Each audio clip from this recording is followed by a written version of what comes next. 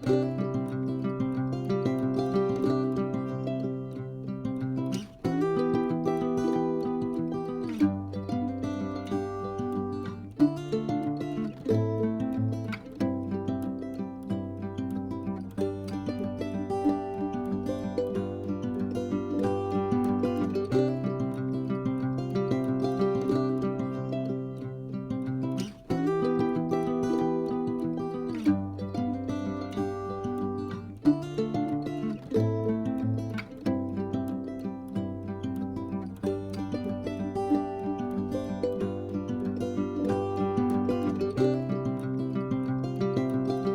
સ્વામિનારાયણ, કેમ છો બધા? મજામાં છો? વેલકમ ટુ જ્યોતિષ લોક.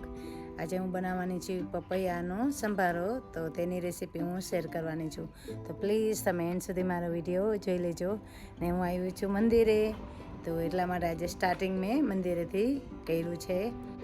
મંદિરે પણ આવજો. સેટરડે સભા થાય છે આપણી, દર સેટરડે સભા થાય છે 6 થી 7:30, અને પછી મહાપ્રસાદ હોય છે. પ્લીઝ સભામાં પણ બધા આવજો. આ અમારું મંદિર છે, બમી ગામ મંદિર. ઓકે, ચાલો તમે વિડીયો એન્ડ સુધી જોઈ લ્યો. પાણીપુરીનો વિડીયો એ આવતીકાલે આવશે, તો પ્લીઝ તમે એ વિડીયો પણ એન્ડ સુધી જોજો. બહુ જ મસ્તનો છે. Okay, thank you. જય સ્વામિનારાયણ. હું આજે બનાવવાની છું કાચા પપૈયાનો સંભારો. અને છે ને જરાક પાકેલું પણ ઉપરથી લાગે છે, એટલે હું હવે સંભારીશ તો ખબર પડશે કે કેવું પપૈયું નીકળ્યું છે.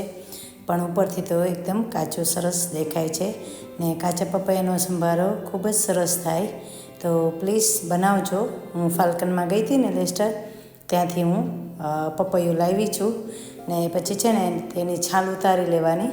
સરસ આવી રીતે જો છાલ ઉતારશો ને તો તેની કડવાશ નહીં આવે, એટલે છાલ ઉતારવી પડે.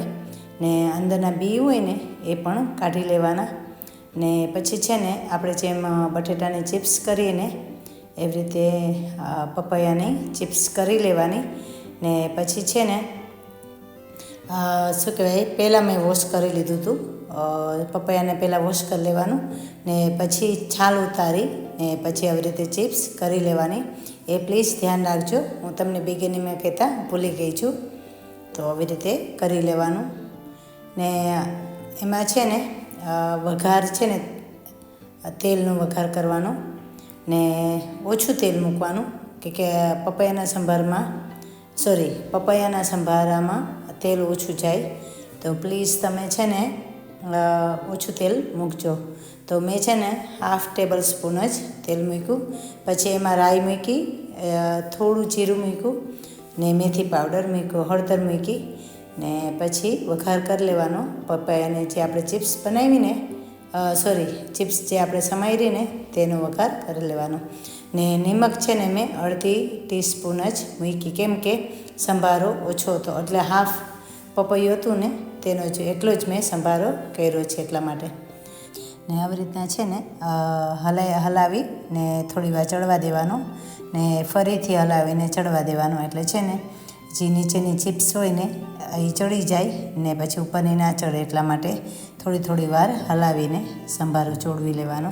ને એમાં છે ને મેં 2 મરચાં મૂક્યા હતા, ગ્રીન મરચાં, કે અમે તીખું ખાઈએ ને એટલે. ને પપૈયાનો સંભારો થોડો તીખો હોય ને તો ટેસ્ટમાં સરસ લાગે. ને જેને ખાંડ મૂકવી હોય એ મૂકી શકે, કે કાચા પપૈયું છે ને પાકેલું નીકળું અંદરથી, એટલા માટે મેં સુગર એમાં નથી મૂકી. ને ચપટી સુગર જાય એમાં.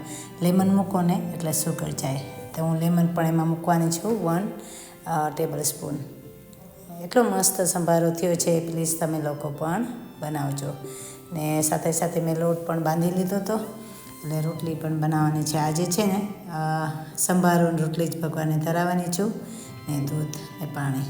તો આવી રીતે ક્યારેક થોડું શું કહેવાય શોર્ટમાં ડિનર બનાવી દઈએ તો ચાલે. આવી રીતે હલાવી ફરી મૂકી દેવાનું, એટલે છે ને ચડી જાય. ને ખુલ્લો ચડવા દેવાનો. અને જો પાકેલું ના હોય પપૈયું તો તમારે વધારે શું કહેવાય ચડવા દેવાનું. ને એવું હોય તો ઢાંકવાનું. તમને એવું લાગે કે ઢાંકવું છે તો પણ ઢાંકી શકો. ઢાંકશો ને તો પાણી છૂટશે, ને પાણી છૂટશે ને તો સંભારામાં વાર લાગે ચડતા. ને પાણી બળતા વાર લાગે. જો આવી રીતે મેં સંભારો કરી લીધો હતો ને લેમન પણ હવે એડ કરી દઈશ એમાં.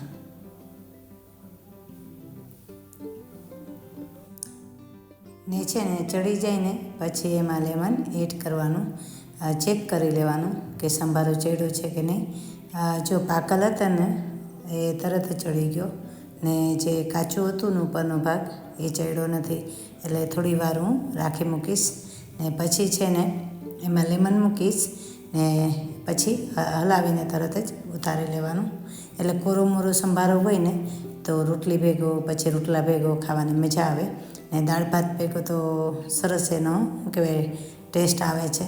કે અમે ઇન્ડિયામાં બહુ બનાવતા, અહીંયા ઓછું કરી નાખ્યું કે ક્યારેક આવે સારા ને ક્યારેક નથી આવતા, કે ક્યારેક લઈએ ને તો એકદમ કઠણ આવે ને શું કહેવાય સરખા ચડતા નથી. તો આ વખતે લેસ્ટર ગઈ હતી તો લાવી હતી, તો પ્લીઝ તમે લોકો પણ બનાવજો.